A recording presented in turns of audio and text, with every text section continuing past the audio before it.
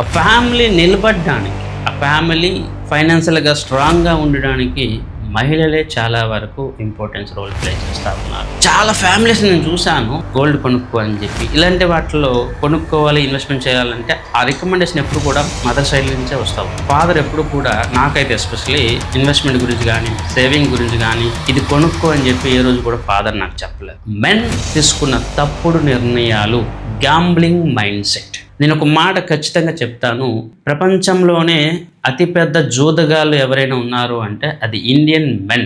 భారతీయ మగవాళ్ళు ప్రపంచంలోనే అతిపెద్ద జూదగాళ్ళు, దీంట్లో ఎటువంటి డౌట్ లేదు. ఆప్షన్ ట్రేడింగ్ తెలుసు, అర్థమయ్యిందని చెప్పి జాబ్ రిజైన్ చేసి కూడా ఆప్షన్ ట్రేడింగ్ కోసం డబ్బులన్నీ కూడా ఇన్వెస్ట్మెంట్ చేశాడు. ఆఫ్టర్ సమ్ టైం మొత్తం డబ్బులు పోగొట్టుకున్నాడు. ఆ తర్వాత డిప్రెషన్లోకి వెళ్ళిపోతే, అంతవరకు హౌస్ వైఫ్గా ఉన్న ఆ లేడీ తర్వాత పార్ట్ టైం జాబ్ చేస్తూ ఆ కుటుంబాన్ని నడిపిస్తూ ఉన్నారు. వీళ్ళలో చాలామంది నేను చూస్తూ ఉన్నాను, మంచితనం అని చెప్పి ఒక ముసుగు కప్పుకొని వీళ్ళు వాళ్ళ కుటుంబాలను వాళ్ళే నాశనం చేస్తారు.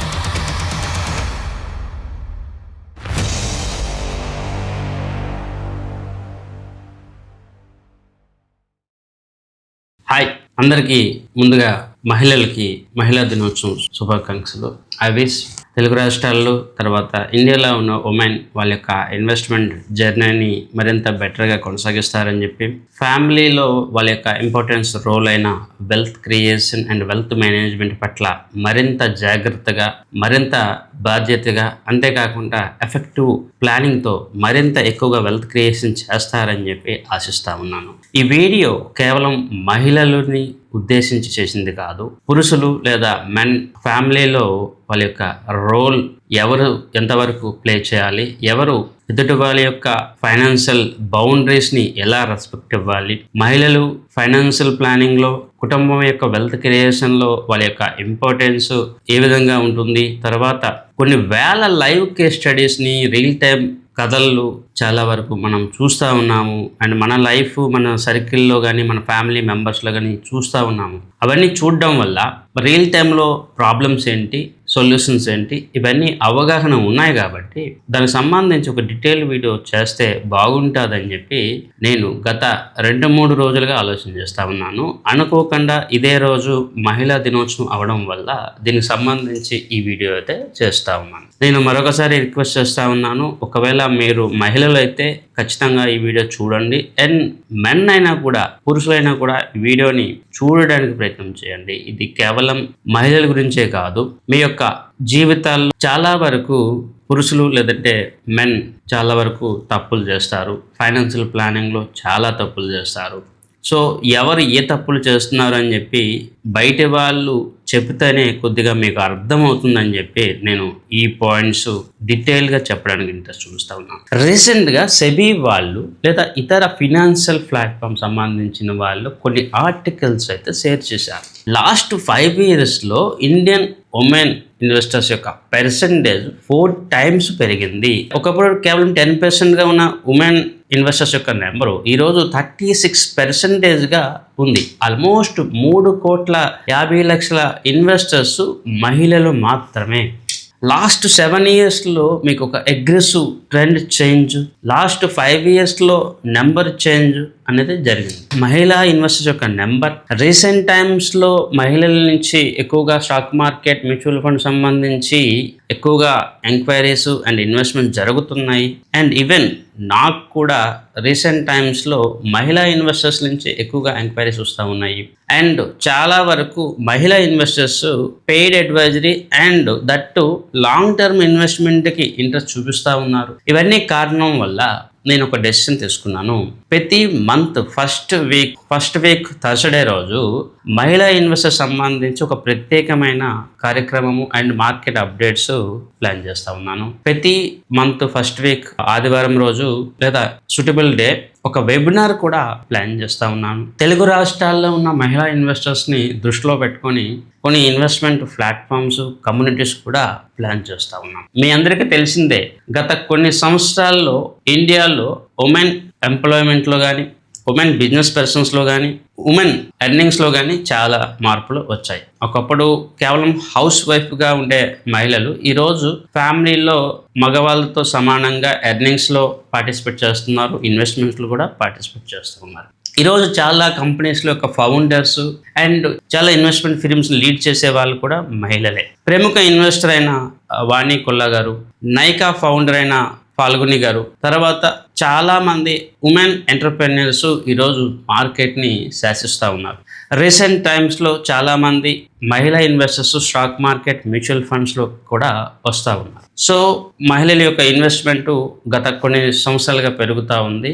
అండ్ ఇక్కడ కొన్ని ఇంపార్టెంట్ డాటా ఫ్యాక్ట్స్ కూడా మరొకసారి మనం చూస్తే, సెబీ, ఎంఫీ ఇతర ఏజెన్సీల నుంచి మనం కొన్ని డాటా చూస్తే మహిళల యొక్క ఇన్వెస్ట్మెంట్ స్టైల్ అనేది చాలా కన్స్ట్రక్టివ్గా, లాంగ్ టర్మ్గా, కన్జర్వేటివ్గా ఉంటుంది. చాలా వరకు మ్యూచువల్ ఫండ్స్లో 36% వరకు కూడా మహిళలే ఇన్వెస్ట్మెంట్ చేస్తూ ఉన్నారు. అయితే ఇక్కడ ఒక హైలైట్ థింగ్, చాలా వరకు మగవాళ్ళు ఎస్ఐపిస్ డిస్కంటిన్యూ చేస్తారు, స్టాక్ మార్కెట్ని లిక్విడేషన్ చేస్తారు.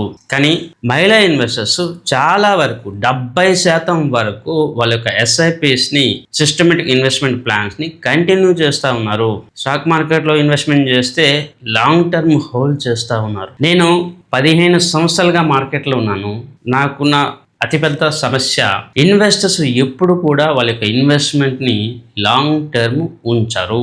ప్రపంచంలో ఏ సమస్య వచ్చినా, ఏ అవసరం వచ్చినా ఈక్విటీ, మ్యూచువల్ ఫండ్స్లో ఉన్న డబ్బులు తీయడానికే ఇంట్రెస్ట్ చూపిస్తారు. కానీ నేను ఒకటి అబ్జర్వ్ చేశాను, ఒకవేళ మహిళా ఇన్వెస్టర్స్ అయితే వీళ్ళు ఆ డబ్బుని లాంగ్ టర్మ్ మాత్రమే ఉంచుతూ ఉన్నారు. పురుషుల్లో 10%, 20% మాత్రమే లాంగ్ టర్మ్ ఉంటారు.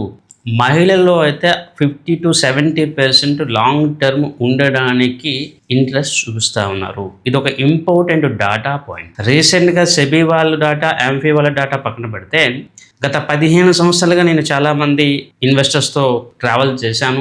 మహిళలు అవనివ్వండి, పురుషులు అవనివ్వండి, మ్యూచువల్ ఫండ్ అవనివ్వండి, పిఎంఎస్ అవనివ్వండి, డిఫరెంట్ ప్రొడక్ట్లో హ్యూమాని యొక్క సైకాలజీస్ని ఇవన్నీ చూస్తూ ఉన్నాను కదా. మహిళలు బెస్ట్ ఇన్వెస్టర్స్గా ఉంటా ఉన్నారు. ద రీజన్, వీళ్ళు కన్స్ట్రక్టివ్గా లాంగ్ టర్మ్ బేస్డ్గానే ఇన్వెస్ట్మెంట్ చేస్తూ ఉన్నారు. పురుషులు gambling mentality, speculative mentality, especially stock మార్కెట్లో లాంగ్ టర్మ్ ఉండడానికి ఇష్టపడట్లేదు. మిగతా ప్రోడక్ట్లో డిఫరెంట్ కేస్ స్టడీస్ ఉంటాయి మనకి. When it comes to mutual funds and stock market, మహిళలే బెస్ట్ ఇన్వెస్టర్స్ అని చెప్పి నా యొక్క అభిప్రాయం. ఈ వీడియోలో నేను కొన్ని కేస్ స్టడీస్ చెప్పబోతా ఉన్నాను. దయచేసి గమనించండి. ఈ వీడియో కంటెంట్ మీకు మార్కెట్లో ఎవ్వరు కూడా చెప్పరు. ఇలాంటి వాల్యుబుల్ ఇన్ఫర్మేషన్ ఎవ్వరు కూడా మాట్లాడరు. మన కుటుంబంలో మహిళ యొక్క స్థానము, ఇంపార్టెన్స్ చాలా ఎక్కువగానే ఉంటుంది. చాలా వరకు నాకు తెలిసిన కేసెస్లో కానీ, లేదా నేను అర్థం చేసుకున్న కేసెస్లో కానీ, ఒక కుటుంబం రోడ్డున పడిపోవాలన్నా, ఒక కుటుంబం నిలబడాలన్నా, ఆ కుటుంబం యొక్క మహిళల ఫైనాన్షియల్ ప్లానింగ్ లేదంటే ఆ కంట్రోల్ అనేది చాలా వరకు ఇంపార్టెన్స్. నేను కొన్ని కేసెస్ చూశాను. ఆ భర్త తాగుబోతై ఉంటాడు, లేకపోతే బెట్టింగ్ చేసేవాడు అయి ఉంటాడు. కానీ ఆ కుటుంబంలో ఉన్న మహిళ సరి అయిన నిర్ణయం తీసుకొని ధైర్యంగా కుటుంబాన్ని నిలబెట్టే కథలు, ఆ కేసెస్ నేను 100 చూశాను. మగవాడు మెంటాలిటీ అగ్రెసివ్గా సంపాదించవచ్చు, లేదా ఇంకొక పాయింట్లో ఉండొచ్చేమో, కానీ ఒక కుటుంబం నిలబడాలి, ఒక కుటుంబం బాగుపడాలి అంటే ఆ కుటుంబంలో ఉన్న మహిళల యొక్క ఇంపార్టెన్స్ లేదా రోలు అది ముఖ్యమైనది. ఇక్కడ నేను చాలా వరకు పర్సనల్ స్టోరీస్ చెప్పడానికి ఇంట్రెస్ట్ చూపించను. కానీ ఈరోజు మహిళల యొక్క ఇంపార్టెన్స్, వాళ్ళ యొక్క ఫైనాన్షియల్ ప్లానింగ్, వాళ్ళ యొక్క గొప్పదనాన్ని గురించి చెప్పాలి కాబట్టి నా యొక్క ఓన్ స్టోరీయే చెప్తా ఉన్నాను. ఇక్కడ నేను ఎక్కువ డీటెయిల్స్ చెప్పదలుచుకోలేదు, కొంత బ్రీఫ్గా చెప్తా. మా ఫాదర్ ఒక మంచి వ్యక్తి. గట్టిగా మాట్లాడాలంటే ఆయనకి డబ్బు అంటే ఇష్టం ఉండదు, రియల్ ఎస్టేట్ అంటే ఇష్టం ఉండదు, ఏమీ ఇష్టం ఉండదు. కానీ ఒక సక్సెస్ఫుల్ బిజినెస్ పర్సన్. కానీ మా అమ్మగారు పెద్దగా చదువుకోలేదు. కానీ ఈ రోజు ఉన్న చదువుకున్న వ్యక్తులు, సాఫ్ట్వేర్ ఇంజనీర్స్ కన్నా, ఈవెన్ నాకన్నా కూడా చాలా తెలివిగా ప్లానింగ్ చేస్తారు, తెలివిగా ఉంటారు. ఒక్కోసారి నాకు అనిపిస్తుంది ఆవిడ చదువుకుని ఉంటే ఎక్కడో ఉండేదేమో అని అనిపిస్తుంది. చాలా విషయాల్లో, ఫైనాన్షియల్ ప్లానింగ్లో, ఇలాంటి విషయాల్లో ఫాదర్ యొక్క రోలు చాలా నెగ్లిజెన్స్గా ఉంటుంది. అండ్ యాజ్ యూజువల్ మన Indian middle class and Telugu వాళ్ళ సంస్కృతి మీకు తెలిసే ఉంటుంది. ఫాదర్ అనే వ్యక్తి ఎప్పుడు కూడా ఆ డబ్బులు తన వాళ్ళందరికీ, కుటుంబ సభ్యులకి, రిలేటివ్స్కి ఇవ్వడానికి ఎక్కువగా ఇంట్రెస్ట్ చూపిస్తారు. ఈవెన్ కొంతమంది వాళ్ళ పిల్లల్ని కూడా కన్సిడరేషన్ చేయకుండా డబ్బు మొత్తం చుట్టాలకి, బంధువులకి ఇవ్వడానికే ఇంట్రెస్ట్ చూపిస్తారు. అది మంచితనం అవ్వనియండి లేదా అతి మంచితనం అవ్వనియండి, ఫాదర్లో ఈ మైనస్ అయితే ప్రతి కుటుంబంలో కనిపిస్తుంది. అలానే మా కుటుంబంలో కూడా ఆ మైనస్లు ఉన్నాయి. కానీ మా మదర్ చేసిన కొన్ని మంచి పనుల్లో గోల్డ్ ఎక్కువగా సేవ్ చేయడం, తర్వాత ఇన్సూరెన్స్లు కూడా తీసుకోవడం. ఎందుకంటే ఆ రోజుల్లో మ్యూచువల్ ఫండ్స్, స్టాక్స్ చేసే యాక్సెస్ కానీ సిస్టమ్ కానీ తెలియదు. చదువురాని వాళ్ళు, టెక్నాలజీ లేదు, ఇంటర్నెట్ లేదు కాబట్టి వాళ్ళకి అది తెలియదు. కానీ ఇన్సూరెన్స్ కూడా ప్లాన్ చేశారు. ఇన్సూరెన్స్లో ఇన్వెస్ట్మెంట్ చేయడము, బ్యాంక్లో ఇన్వెస్ట్మెంట్ చేయడము. ఈవెన్ నేను నా చిన్నప్పుడు మంత్లీ 500,000 రూపీస్ సేవ్ చేస్తూ వచ్చేవాడిని.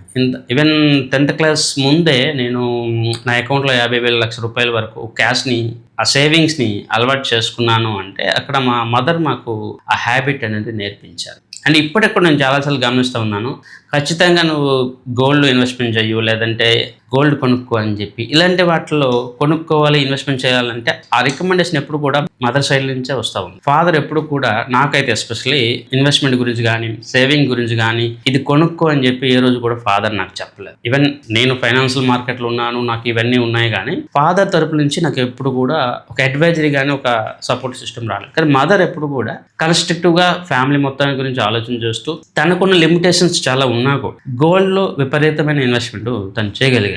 అదేవిధంగా నేను చాలా ఫ్యామిలీస్లో గమనించాను, అది వాళ్ళ ఇంట్రెస్ట్ అనుకోనియండి, ఇంకా ఇంకోటి అనుకోనియండి, ఆ ప్రొటెక్షన్, ఆ కన్జర్వేటివ్ మైండ్ ఆ తర్వాత టైంలో చాలా వరకు మనకి హెల్ప్ చేస్తారు. చాలా వరకు మనకు తెలిసిందే, రియల్ ఎస్టేట్లో కానీ ఇంకా స్టాక్ మార్కెట్లో మెన్ యొక్క రోల్ ఎక్కువగా ఉంటుంది. ఉమెన్ బయటకు వెళ్ళి రియల్ ఎస్టేట్లో ఇన్వెస్ట్మెంట్ చేసే అవకాశాలు కానీ లేదా స్టాక్ మార్కెట్లో ఇన్వెస్ట్మెంట్ చేసే అవకాశాలు చాలా తక్కువగా ఉంటాయి. సో ఆబ్వియస్లీ వాళ్ళు ఇప్పుడు కూడా గోల్డ్కే ఇంపార్టెన్స్ ఇస్తారు. సో ఇది జరుగుతూ ఉంది సిచ్యువేషన్. సో ఇక్కడ నేను చెప్పదలుచుకున్నది, మా ఫ్యామిలీలో మా మదర్ ఆ సేవింగ్ హ్యాబిట్ కానీ ఆ కన్జర్వేటివ్ మైండ్ ఏదైతే ఉందో అది మాకు చాలా వరకు సేఫ్ గార్డ్ చేసింది. మిగతా విషయాలు ఏం జరిగింది అవన్నీ పక్కన పెడితే, అట్లీస్ట్ మదర్ సేవింగ్ గురించి అంత గట్టిగా ఆలోచన చేశారు కాబట్టి మేము ఒక హార్డ్ టైంని దాటుకుని బయటకు వచ్చాం. ఇక్కడ నా కేసుతో పాటు చాలా కేసెస్లో కూడా నేను చూశాను, తెలుసుకుంటూ ఉన్నాను. ఆ ఫ్యామిలీ నిలబడడానికి, ఆ ఫ్యామిలీ ఫైనాన్షియల్గా స్ట్రాంగ్గా ఉండడానికి మహిళలే చాలా వరకు ఇంపార్టెన్స్ రోల్ ప్లే చేస్తూ ఉన్నారు. చాలా ఫ్యామిలీస్ నేను చూశాను, మెన్, పురుషులు ఎప్పుడు కూడా గ్యాంబులర్స్గా ఉంటారు, నెగ్లిజెన్స్గా ఉంటారు, కేర్లెస్గా ఉంటారు. చాలా మందిలో ఇది ఒక బ్యాడ్ బిహేవియర్. వీళ్ళలో చాలా మంది నేను చూస్తూ ఉన్నాను, మంచితనం అని చెప్పి ఒక ముసుగు కప్పుకొని వీళ్ళు వాళ్ళ కుటుంబాలను వాళ్ళే నాశనం చేస్తారు. ఇక్కడ నేను కొన్ని కేసెస్ చాలా ఫాస్ట్గా చెప్తాను. ఒక క్లయింట్ని నేను కలవడం జరిగింది. మొదట్లో వాళ్ళు నన్ను ఒక అడ్వైజర్గానే చూశారు, కానీ తర్వాత నన్ను ఒక ఫ్యామిలీ మెంబర్గా ట్రీట్ చేశారు. అలా వాళ్ళతో మాట్లాడేటప్పుడు ఆ లేడీ నాకు కొన్ని పాయింట్స్ చెప్పారు. ఈయన మా హస్బెండ్ గవర్నమెంట్ ఎంప్లాయీ, అరేంజ్ చేసిన డబ్బులన్నీ కూడా అందరికీ డొనేట్ చేయడము లేదా ఇవ్వడం చేస్తూ ఉన్నారు. ఈవెన్ మా పిల్లలకు కూడా ఎటువంటి మేజర్ సేవింగ్ చేయట్లేదు అని చెప్పారు. ఇక్కడ వాస్తవం ఏంటంటే, పాపం జనరల్గా గవర్నమెంట్ ఎంప్లాయీ అంటే ఎర్లీ స్టేజ్లోనే వాళ్ళకి చాలా ప్రాపర్టీస్ వచ్చేస్తాయి. కానీ ఆ వ్యక్తి దాదాపు 50 సంవత్సరాల వయసు వచ్చిన తర్వాత ఒక ఇల్లు కొనుక్కున్నారు. అంటే అంతలా ఆయన డబ్బులు బయట వాళ్ళకి ఇవ్వడం జరిగింది. ఇది వాస్తవం. చాలా ఫ్యామిలీస్లో ఇదే జరుగుతూ ఉంటుంది. అండ్ మహిళలు అడిగే అవకాశాలు తక్కువ, ఈవెన్ వాళ్ళకి సేవింగ్ చేసే అవకాశాలు చాలా తక్కువ. ఇవన్నీ జరుగుతూ ఉన్నాయి. ఇలాంటి కేసెస్ నేను చూసావచ్చు. రీసెంట్గా హైదరాబాద్లో ఒక ముస్లిం లేడీ కూడా నాకు ఫోన్ చేసి చాలా బాధపడ్డారు. మా ఆయన అరేంజ్ చేస్తారు, అరేంజ్ చేసిన మొత్తం అందరికీ షేర్ చేసి ఇచ్చేస్తారు, వాళ్ళ ఫ్యామిలీ మెంబర్స్కి ఇచ్చేస్తారు. ఈవెన్ మా పిల్లల పేరు మీద కూడా ఏమీ లేదు అని చెప్పి తను బాధపడ్డారు. ఇలాంటి కేసెస్ చాలానే ఉన్నాయి. మరోవైపు సేవింగ్స్ పట్ల, ఇన్వెస్ట్మెంట్ పట్ల ఇంట్రెస్ట్ చూపించే మహిళలు చాలా వరకు ఉన్నారు.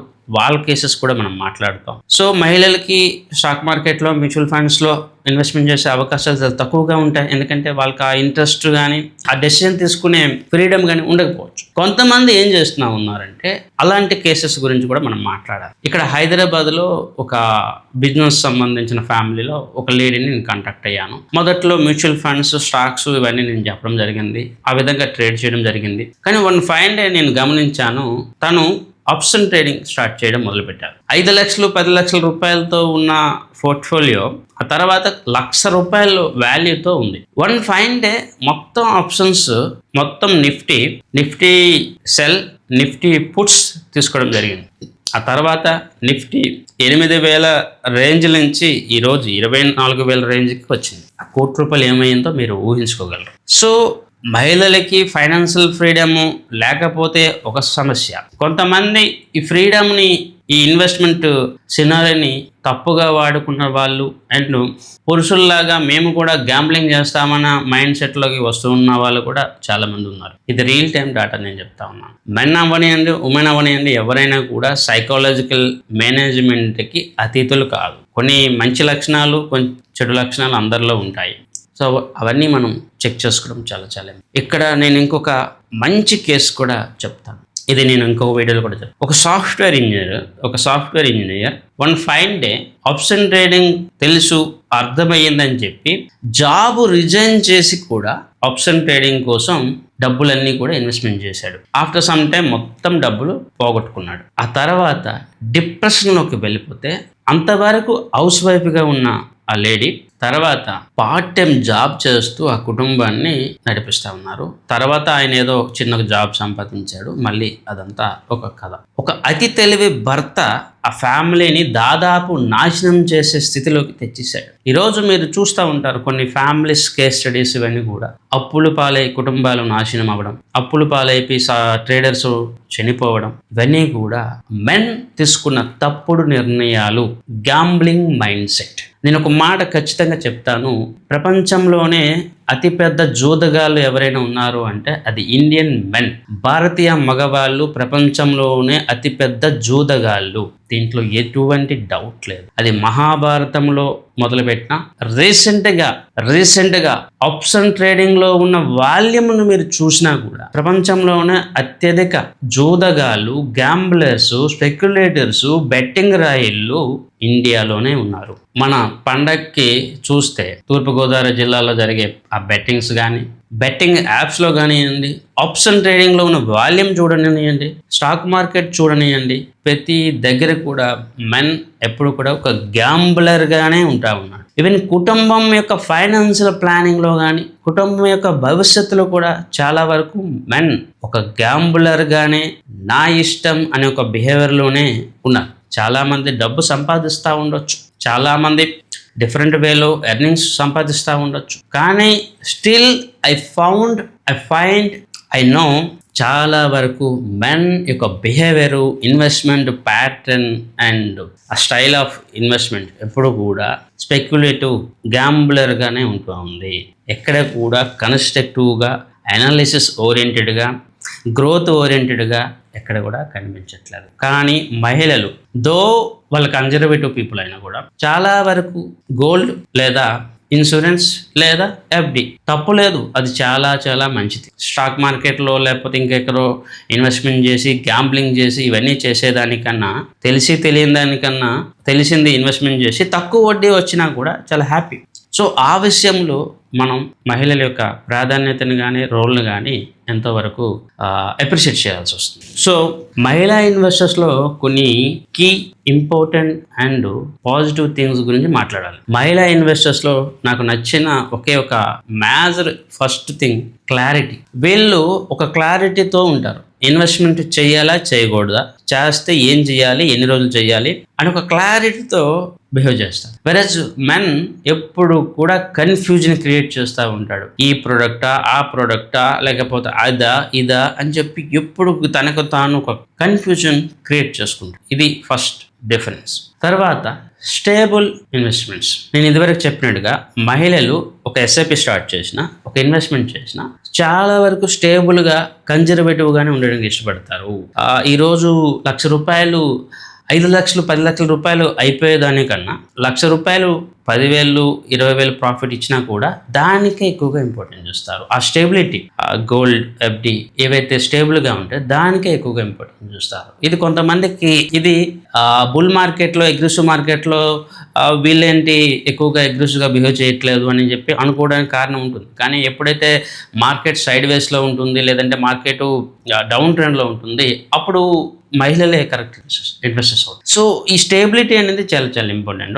నేను మొదట్లో చెప్పినట్టుగా కొంతమంది ఏంటంటే ఇది ఒక మ్యూచువల్ ఫండ్లో ఇన్వెస్ట్మెంట్ చేశారనుకోండి, అదే మ్యూచువల్ ఫండ్లో వాళ్ళు కంటిన్యూ చేస్తారు. ఈరోజు చాలా మంది నా దగ్గర ఇన్వెస్ట్మెంట్ చేసిన వాళ్ళు లాంగ్ టర్మ్లో ఉన్న వాళ్ళు ఇప్పటికీ ఉన్నారు. అదే మహిళలు ఎవరైతే లాంగ్ టర్మ్ ఇన్వెస్ట్మెంట్ చేస్తారో వాళ్ళందరూ ఇప్పుడు నాతోనే ఇన్వెస్ట్మెంట్ చేస్తూ ఉన్నారు. పురుషులు లేకపోతే మెన్ ఎవరైతే ఇన్వెస్ట్మెంట్ చేశారో వాళ్ళందరూ దాన్ని డిస్టర్బ్ చేశారు. సో ఈ చేంజెస్ అనేది చాలా వరకు కనిపిస్తాం. ఈవెన్ ట్రస్ట్ ఓరియంటెడ్లో కూడా ఇప్పుడు ఒక మహిళా ఇన్వెస్టర్ నన్ను ట్రస్ట్ చేశారనుకోండి, 5 సంవత్సరాల ముందు ఏ ట్రస్ట్ ఉంటుందో ఒక 10 సంవత్సరాల తర్వాత కూడా అదే ట్రస్ట్ ఉంటుంది. కానీ మెన్లో ఆ స్టెబిలిటీ కానీ ఇది కానీ ఉండట్లేదు.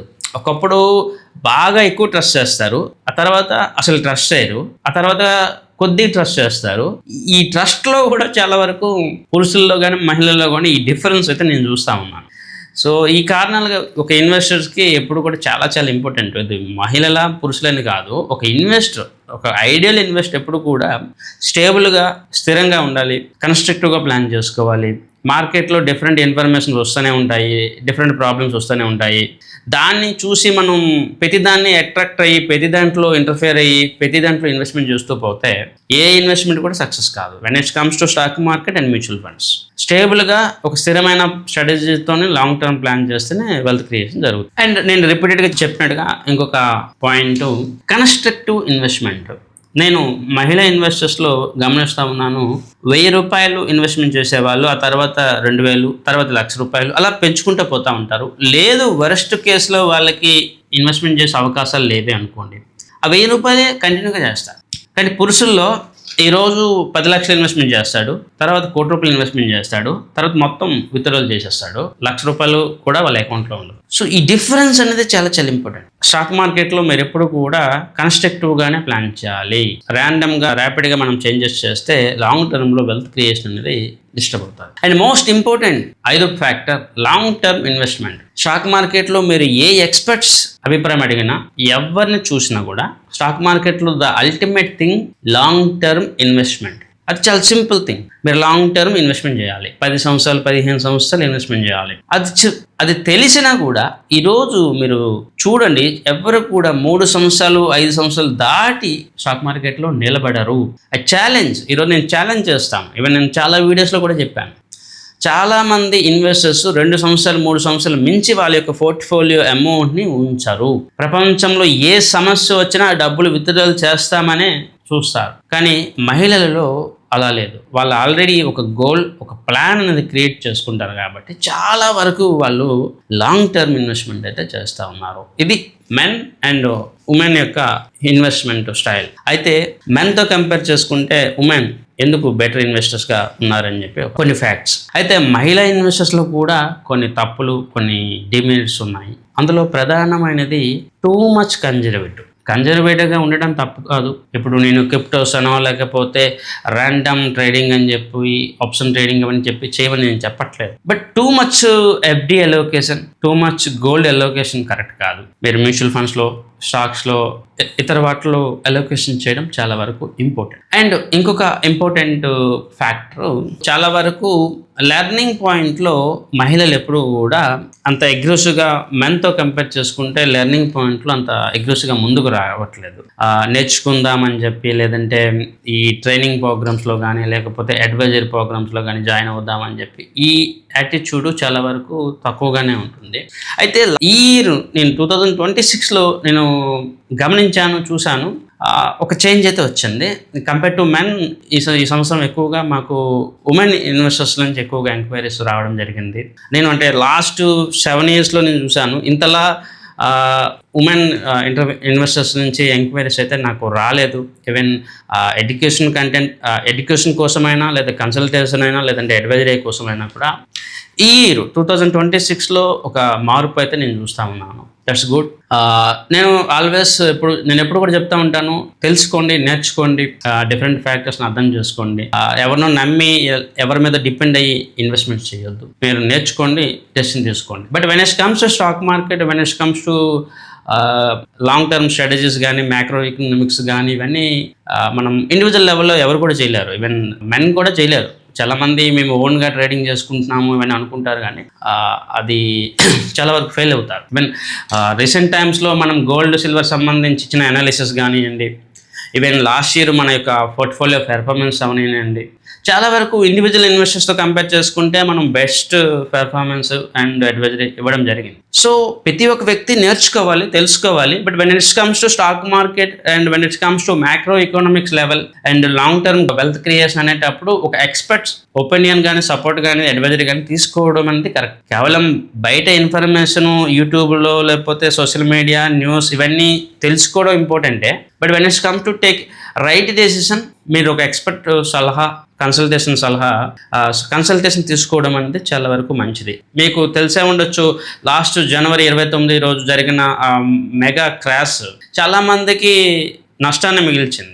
ఎవరైతే మా ఎగ్జిస్టింగ్ ఇన్వెస్టర్స్ ఉన్నారో వాళ్ళు చాలా వరకు ఎగ్జిట్ అయిపోగలిగారు. అండ్ ఇదివరకు లాస్ట్ ఇయర్ కూడా నేను చాలా సందర్భంలో లో వాల్యూలో సిల్వర్ గోల్డ్ కొనుక్కోమని కూడా చెప్పడం జరిగింది. It's not only gold silver, even market సంబంధించి కూడా మనం ఎప్పుడు కూడా మార్కెట్లో మిగతా వాళ్ళకన్నా బెటర్ అనాలిసిస్ సర్వీస్ అయితే ఇవ్వడం జరిగింది. ద రీజన్, మనకి ఇక్కడ లాంగ్ టర్మ్ ఎక్స్పీరియన్స్ ఉంది, గ్లోబల్లీ డిఫరెంట్ ఫ్యాక్టర్స్ని మనం చూస్తూ ఉన్నాము. ఇవన్నీ చూస్తూ ఉన్నాం కాబట్టి ఇన్వెస్టర్స్ ఏ ప్రోడక్ట్లో ఇన్వెస్ట్మెంట్ చేయాలి, ఏ ప్రోడక్ట్లో ఎక్కువ ఇన్వెస్ట్మెంట్ చేయాలి, ఏ ప్రోడక్ట్లో ఎప్పుడు ఎగ్జిట్ అవ్వాలి, ఇవన్నీ కూడా మనం చెప్తా ఉన్నాం. సో ఈ వీడియో బిగినింగ్లో నేను చెప్పినట్టుగా మహిళలకు సంబంధించి ప్రతి మంత్ ఫస్ట్ గురువారం ఒక స్పెషల్ వీడియో అయితే చేయబోతా ఉన్నాను. అండ్ కొన్ని వెబినార్స్ కూడా కండక్ట్ చేయబోతా ఉన్నాను. అండ్ మహిళా ఇన్వెస్టర్ సంబంధించి కొన్ని కమ్యూనిటీస్ కూడా మనం త్వరలో క్రియేట్ చేయబోతా ఉన్నాము.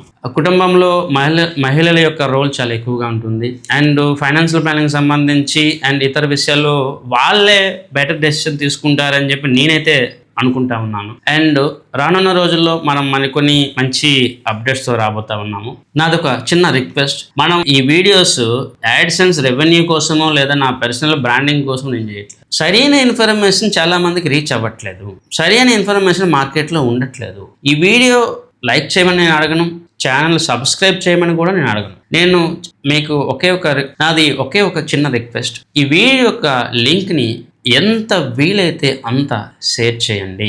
మీ కమ్యూనిటీస్, మీ ఫ్రెండ్స్, మీ గ్రూప్స్, మహిళలకు సంబంధించి కానీ లేదా ఇన్వెస్టర్ సంబంధించి ఈ వీడియో హెల్ప్ఫుల్గా ఉంటుందంటే వాళ్ళకి షేర్ చేయండి. ఐ ఎక్స్పెక్ట్ ఈ వీడియోకి మినిమం 1000 షేర్స్ రావాలి అనుకుంటా ఉన్నాను. ఎందుకంటే ఈ వీడియో ఎంతమందికి రీచ్ అయితే అన్ని కుటుంబాలు బాగుంటాయి, అన్ని కుటుంబాలలో ఫ్యూచర్ ప్లానింగ్ అనేది బాగుంటుందని చెప్పి నా యొక్క అభిప్రాయం. సరే, ఉమెన్స్ డే అన్నారు, మరి మాకేమి ఇన్వెస్ట్మెంట్ టిప్స్ లేవా, లేదా మహిళలు ఎలా ఇన్వెస్ట్మెంట్ ప్లాన్ చేయాలో చెప్పరా అని చెప్పి మీరు అడగచ్చు. ఆబ్వియస్లీ ఇది ఒక ఇంపార్టెంట్ పాయింట్. కానీ ఇక్కడ మనం గమనించాలి, ఇన్వెస్ట్మెంట్ ఎప్పుడు కూడా ఆల్మోస్ట్ అందరికీ సేమే ఉంటుంది.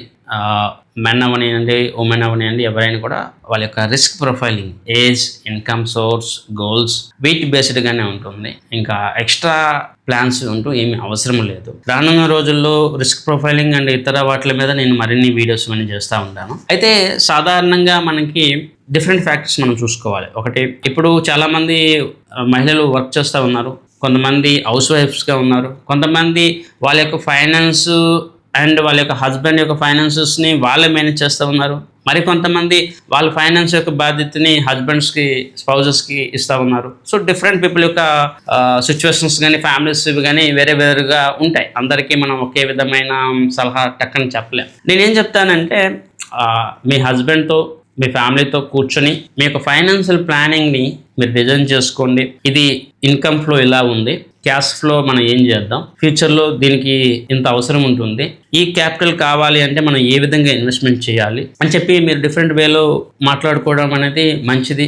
ఈరోజు చాలా మంది సింగిల్ ఉమెన్ కూడా ఉంటా ఉన్నారు. అండ్ కొంతమంది స్పౌస్కి తెలియకుండా వేరేగా ఇన్వెస్ట్మెంట్ కలిగి ఉండాలని కూడా అనుకుంటా ఉన్నారు. సో డిఫరెంట్ ఫ్యాక్టర్స్ ఉన్నాయి. ఇదివరకు నేను చెప్పినట్టుగా చాలా మంది హస్బెండ్తో ప్రాబ్లం ఏంటంటే ఇంట్లో ఏ డబ్బు ఉన్నా కూడా అది బయటికి డిస్పాచ్ చేసేస్తారు, వేరే వాళ్ళకి ఇచ్చేస్తారు. అలాంటి సందర్భంలో మహిళలు వేరేగా సేవింగ్స్ ఇన్వెస్ట్మెంట్ చేయడం చాలా చాలా ఇంపార్టెంట్. ఎందుకంటే ఫ్యూచర్లో వాళ్ళ పిల్లల భవిష్యత్తు కానీ లేదా వాళ్ళ రిటైర్మెంట్ ప్లానింగ్ కానీ ఇతర ఏ కారణమైనా కూడా వాళ్ళకి అది ఇంపాక్ట్ చూపిస్తుంది. రెండు, నెగిటివ్ వేలో మనం మాట్లాడాలంటే స్టెబిలిటీ లేదంటే లైఫ్లో ఒకటి ఉంటుంది, ఎవరు కూడా శాశ్వతం కాదు. ఈరోజు ఉన్న వ్యక్తులు లేదంటే ఫ్యామిలీ మెంబర్స్ రేపు ఇదే లవ్ అండ్ అఫెక్షన్ చూపిస్తారని, ఇదే లాయల్టీగా ఉంటారని కూడా చెప్పలేము. ఈరోజు ఈవెన్ సొంత పిల్లలకు కూడా తల్లిదండ్రులు చూడలేని పరిస్థితికి మనం తీసుకొచ్చాము సమాజాన్ని. రీసెంట్గా కొన్ని కేసెస్లో చూస్తూ ఉన్నాము, పిల్లలు తల్లిదండ్రుల యొక్క ఆస్తులు తీసుకొని వాళ్ళని ఇబ్బంది చేయడము, ఇవన్నీ చూస్తూ ఉన్నాం. సో ఫైనాన్షియల్ ప్లానింగ్ అనేది ప్రతి ఒక్క వ్యక్తికి అవసరం. అది మెన్ అవనియండి, ఉమెన్ అవనియండి, ఫైనాన్షియల్ ప్లానింగ్ అవసరం. కుటుంబానికి ప్లానింగ్ ఉండాలి అండ్ ఇండివిజువల్గా కూడా ఫైనాన్షియల్ ప్లానింగ్ ఉండాలి. ఎవరు ఫైనాన్స్ వాళ్ళకి ఇండివిజువల్గా కంట్రోల్ ఉండాలి. ఇక్కడ కొంతమందికి నేను చెప్పేది పాజిటివ్గా ఉండొచ్చు, కొంతమందికి నెగిటివ్గా ఉండొచ్చు. కానీ ప్రతి ఫ్యామిలీలో ఎవరు ఫైనాన్షియల్ కంట్రోల్ లేదా ఫైనాన్షియల్ ప్లానింగ్ వాళ్ళకి వేరుగా ఉండాలి అండ్ అందరికీ కలిపి ఒక కంబైన్డ్ ప్లానింగ్ ఉండాలి. అండ్ మోరోవర్ నేను ఎప్పుడు కూడా ఒక క్లారిటీగా చెప్తాను ఒక పాయింట్. ఇండియన్ ఫ్యామిలీలో కొన్ని ప్రాబ్లమ్స్ ఉన్నాయి. మేజర్ ప్రాబ్లము ఎప్పుడు కూడా కొన్ని క్లారిఫికేషన్స్ మనం చెప్పము, తీసుకోము. ఫర్ ఎగ్జాంపుల్, ఒక ప్రాపర్టీ మనం తీసుకున్నాము, అది నీదా నాదా అని చెప్పడానికి మనం ఇష్టపడం. కానీ కొన్ని సిచ్యువేషన్స్లో ఆ ప్రాపర్టీ నాది లేదా ఆ వస్తువు నాది లేకపోతే ఆ డబ్బు నాది అని చెప్పి అప్పుడు ఆ పాయింట్ వస్తుంది. అప్పుడు ఏమవుతుందంటే ఈ క్లారిఫికేషన్ ముందు తీసుకోకపోవడం వల్ల తర్వాత కాలంలో అది చాలా రకాల నెగిటివిటీని క్రియేట్ చేస్తూ ఉంటుంది. నేను ఎప్పుడూ చెప్తూ ఉంటాను, ఏం చేసినా కూడా ఎటువంటి డెసిషన్ తీసుకున్నా కూడా ఒక క్లారిఫికేషన్స్. ఇప్పుడు ఈవెన్ బ్రదర్స్లో అవ్వనండి, సిస్టర్స్ అవ్వలేనండి, లేకపోతే ఫ్యామిలీ మెంబర్స్లో ఒక క్లారిఫికేషన్ లేకపోతే ఏమవుతుందంటే ఒక కన్ఫ్యూజన్ క్రియేట్ అవుతూ ఉంటుంది. ఫ్యూచర్లో గొడవ పడే సిచ్యువేషన్ రావచ్చు లేదా కొన్ని మనస్పర్ధలు అంటాము, ఆ విధమైన సిచ్యువేషన్స్ ఉంటాయి. క్లారిటీ ఉండాలి, ఇది ఎవరిది, దీని పర్సంటేజ్ ఏంటి, లేకపోతే ఫ్యూచర్లో ఇది ఎవరికి వెళ్తుంది, ఇలాంటి క్లారిఫికేషన్ తీసుకోవడంలో తప్పు లేదని నేను అంటాను. ఎందుకంటే ఫ్యూచర్లో ఏమో జరుగుతుందని చెప్పి ఒక ఎక్స్పెక్టేషన్స్ చాలా మందికి వచ్చేస్తాయి. రెండు, హస్బెండ్ అవనండి, స్పౌజ్ అవనండి, ఎవరైనా కూడా ఎవరు మనీ కంట్రోల్ కానీ ఫైనాన్షియల్ కంట్రోల్ కానీ వాళ్ళకి వేరుగా ఉండడం చాలా చాలా ఇంపార్టెంట్. ఇది నేను ఎక్కువగా మెన్కే ఎక్కువగా వార్నింగ్ ఇస్తాను. ఏంటి వార్నింగ్ అంటే, మీరు మీ ఎర్నింగ్స్లో ఏదైతే డెసిషన్ తీసుకుంటున్నారో మహిళల యొక్క అభిప్రాయం తెలుసుకొని క్లారిఫికేషన్ ఇచ్చి డెసిషన్ తీసుకోవడం అనేది కరెక్ట్. చాలామంది హౌస్ వైఫ్స్గా ఉన్న సిచ్యువేషన్ ఏమవుతుందంటే వాళ్ళకి ఇన్కమ్ ఉండదు. ఈ మెన్ ఏం చేస్తున్నారంటే, ఇన్కమ్ నేను సంపాదిస్తున్నాను కాబట్టి నా ఇష్టం వచ్చినాక నేను బిహేవ్ చేస్తానని చెప్పి కూడా ప్రవర్తిస్తూ ఉంటారు. సో ఇలాంటివి కరెక్ట్ కాదు. ఇది నేను మీ ఇంట్లోకి వచ్చి నేను చెప్పడం అనేది కరెక్ట్ కాదు, లేదా మీ ఫ్యామిలీలోకి వచ్చి నేను చెప్పట్లేదు. ఇది ఓవరాల్గా నేను చూస్తూ ఉన్నాను, చాలా ఫ్యామిలీస్లో ఈ ఇష్యూ జరుగుతూ ఉంది. ఇది చాలామంది బయటకి చెప్పుకోలేరు, బయట వేరే వాళ్ళు ఇంటర్ఫియర్ కాలేరు. కానీ కపుల్స్లో కానివ్వండి, ఫ్యామిలీస్లో కానీ ఈ సిచ్యువేషన్స్ చాలా ఎక్కువగా వస్తూ ఉన్నాయి. క్లారిఫికేషన్ అనేది మిస్ అవుతూ ఉంది. మహిళలు బాధపడుతూ ఉన్నారు, అంటే మంచిగా ఉన్న మహిళలు బాధపడుతూ ఉన్నారు. అండ్ కొన్ని సందర్భంలో ఇతర ఫ్యామిలీ మెంబర్స్ కూడా బాధపడే సిచ్యువేషన్స్ నేను చూస్తూ ఉన్నాను. ఈవెన్ నేను ఒక కేసులో మా ఫ్రెండ్ ఫ్యామిలీకి ఎల్డర్ బ్రదర్ అనమాట, ఆయన ఎర్నింగ్స్తో ప్రాపర్టీ కొనుక్కున్నాడు. కానీ ఫాదర్ ఏం ఎక్స్పెక్ట్ చేశాడంటే, ఎల్డర్ బ్రదర్ కాబట్టి ఎర్నింగ్స్ ఏం చేసినా కూడా అందరికీ చెందాలని చెప్పి ఒక స్టేట్మెంట్ ఒక టైంలో ఇవ్వడం జరిగింది. ఒక పాయింట్కి మా ఫ్రెండ్ చాలా రోజులు బాధపడ్డాడు, ఇది ఎలా చెప్పాలి అని చెప్పేసి. సో ఆ తర్వాత వాళ్ళ ఫాదర్కి ఎలా అర్థమైంది, తనే లేదు ఈ ప్రాపర్టీ నీదే, ఇంకెవరికి ఇవ్వాల్సిన అవసరం లేదని చెప్పి అప్పుడు ఆ ఫాదర్ చెప్పడం జరిగింది. ఇలాంటి కన్ఫ్యూజన్స్ చాలా వరకు ఫ్యామిలీస్లో వస్తూనే ఉంటాయి. క్లారిఫికేషన్ లేకపోతే వాళ్ళు బాధపడతారు, 10 మందిని బాధపడుతూ ఉంటారు. సో ఇది కేవలం మహిళలు లేకపోతే పురుషుల దృష్టిలో కాదు, ఫ్యామిలీ మెంబర్స్ అండ్ మన యొక్క మైండ్ సెట్, సైకాలజీస్ ఇవన్నీ నేను చూస్తూ ఉన్నాను కాబట్టి నేను చెప్తా ఉన్నాను. నేను వ్యక్తులు బాగుంటే కుటుంబాలు బాగుంటే, కుటుంబాలు బాగుంటే సమాజం బాగుంటే దేశం బాగుంటుందని చెప్పి ఒక అభిప్రాయం ఉన్న వ్యక్తిని. నేను ఫైనాన్షియల్ ప్లానింగ్ లేదంటే ఫైనాన్షియల్ అడ్వైజరీ రోల్కి రావడానికి మెయిన్ కారణం, చాలా కుటుంబాలలో ఫైనాన్షియల్ ప్లానింగ్ అంటూ ఉండదు. వాళ్ళు మంచి బిజినెస్ చేసే వాళ్ళు అవ్వనియండి, చాలా మంచి వ్యక్తులు కానీ సరైన ప్లానింగ్ లేకపోవడం, సరైన సైకలాజికల్ ఇది లేకపోవడం, అది ఫ్యామిలీని చాలా దారుణమైన స్థితిలోకి తీసుకువెళ్తాం. సో అవన్నీ నేను చూస్తున్నాను కాబట్టి దయచేసి ఫైనాన్షియల్ ప్లానింగ్ కలిగి ఉండండి అండ్ ప్రతి విషయాన్ని ఒక క్లారిఫికేషన్గా చూడండి. కొన్ని గ్యాప్స్ ప్రతి కుటుంబంలోనూ ఉంటాయి, గ్యాప్స్ అనేది ఉంటాయి. అండ్ ఎస్పెషల్లీ నేను మహిళలకి మళ్ళీ చెప్తా ఉన్నాను, మీరు ఫైనాన్షియల్ ప్లానింగ్ సంబంధించి వన్ టైం కన్సల్టేషన్ అవనేయండి, లేదా మాతో పాటు లాంగ్ టర్మ్ ఇన్వెస్ట్మెంట్ కోసమైనా కంటాక్ట్ చేయొచ్చు. ఇవేవే కాకుండా ఒకవేళ మీరు ఏదైనా పర్సనల్ సైకలాజికల్ ఇష్యూస్లో ఉన్నా, లేదా ఏదైనా ఫైనాన్షియల్ సొల్యూషన్ గురించి మీరు ఒకవేళ బాధతో ఉన్నా కూడా మీరు డెఫినెట్లీ మమ్మల్ని రీచ్ అవ్వండి. మీకు వీలైనంత వరకు ఒక మంచి సూటబుల్ సొల్యూషన్ కానీ సపోర్టివ్ సలహా అయితే నేను ఇవ్వగలను. రేపు మార్నింగ్ మార్కెట్ ఎలా ఉండబోతుంది, 2 రోజుల్లో స్టాక్స్ డబుల్ అవుతాయా, గోల్డ్ ప్రైసెస్ రేపు తెల్లవారి ఎంత ఉంటాయి, అలాంటి వాటి గురించి డైరెక్ట్గా కండక్ట్ చేయొద్దు. ఫైనాన్షియల్ ప్లానింగ్ సంబంధించి ఇలాంటి ఇష్యూస్లో మనం ఏం చేస్తే బాగుంటుంది అని చెప్పి మీకు ఏమైనా కొన్ని ఫైనాన్షియల్ ఫ్యాక్టర్స్లో కానీ, లేదంటే ఈ మనీ రిలేటెడ్ వాటిలో మీకు ఏమైనా సందేహాలు కానీ, భయం కానీ ఏమైనా ఉంటే మీరు డెఫినెట్లీ మమ్మల్ని రీచ్ అవ్వచ్చు. ఈరోజు సొసైటీ ఎలా తయారయ్యిందంటే ఎదురింట్లో ఎవరు ఉంటున్నారో కూడా మనకు తెలియట్లేదు. అండ్ సిటీలో లైఫ్స్ అయితే పూర్తిగా నేరో అయిపోయేవి. మన ప్రాబ్లం ఎవరితో చెప్పుకోవాలన్నా కూడా మనకు తెలియట్లేదు. ఎస్పెషల్లీ ఫైనాన్స్ రిలేటెడ్ ఇష్యూస్ అయితే ఎవరికి కూడా అసలు చెప్పలేము. ఇంకేదైనా ప్రాబ్లం అంటే ఇంకెవరితో చెప్తాము. ఫైనాన్షియల్ ప్రాబ్లం అయితే చుట్టాలు బంధువులతో చెప్పినా కూడా అది వేరే దీంట్లోకి వెళ్తుంది అని చెప్పి ఈరోజు ఎవరితో చెప్పుకోవడానికి కూడా లేదు. సో ఇవన్నీ నేను చూస్తూ ఉన్నాను. సో ఎనీహౌ ఈ వీడియో మీకు హెల్ప్ చేసింది అనుకుంటున్నాను. నేను మళ్ళీ మీకు రిక్వెస్ట్ చేస్తూ ఉన్నాను, ఫైనాన్షియల్ ప్లానింగ్ అనేది చేసుకోండి. అండ్ ఈ video me friends and family మెంబర్స్కి సపోర్టివ్గా ఉంటుంది అని చెప్తే ఈ వీడియో వాళ్ళకి షేర్ చేయండి. నేను మీకు మీ యొక్క వెల్త్ క్రియేషన్ జర్నీలో కానీ, లేదా మీకున్న డౌట్స్లో క్లారిఫికేషన్ ఇవ్వడానికి కానీ ఎప్పుడు కూడా సిద్ధంగానే ఉంటాను, సపోర్టివ్గా ఉంటాను. నన్ను మీరు పూర్తిగా నమ్మవచ్చు. ఇండియాలోనే అత్యంత ఖచ్చితమైన మోస్ట్ ఎక్యురేట్ అనాలిసిస్ మనం ఇదివరకు ఇవ్వడం జరిగింది. గత 15 సంవత్సరాలుగా కొన్ని ఫ్యామిలీస్కి మనం బెస్ట్ ఫైనాన్షియల్ అడ్వైజర్గా ఉండి వాళ్ళ యొక్క వెల్త్ క్రియేషన్ జర్నీని సపోర్ట్ చేశాము. అండ్ మీకు కూడా మీ యొక్క వెల్త్ క్రియేషన్ జర్నీలో సపోర్ట్ చేయడానికి సిద్ధంగా ఉన్నాము. నేను మీ సత్య సంతోష్, సత్యమేవ జయతే.